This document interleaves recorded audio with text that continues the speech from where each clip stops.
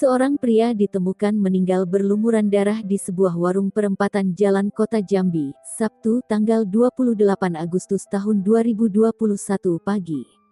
Korban ditemukan bersimbah darah di lantai warung diduga akibat pembunuhan. Korban merupakan seorang tukang ojek yang tinggal di Pematang Gajah, Kabupaten Muaro Jambi.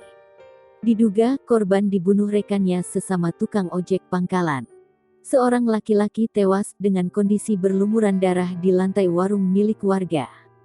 Kapolsek Kota Baru Kompol Afrito Marbaro Macan mengatakan, saat ini pihaknya telah mengamankan satu orang pelaku pembunuhan yang merupakan tukang ojek pangkalan. Korban sendiri ditemukan oleh pemilik warung. Saat itu, pemilik warung dibangunkan oleh seseorang dan mengatakan bahwa di halaman depan warungnya terdapat seorang laki-laki tergeletak berlumuran darah. Melihat hal tersebut, pemilik warung langsung menghubungi RT setempat dan pihak kepolisian. Belum diketahui motif dari pembunuhan tersebut dan saat ini pihak kepolisian masih melakukan pemeriksaan.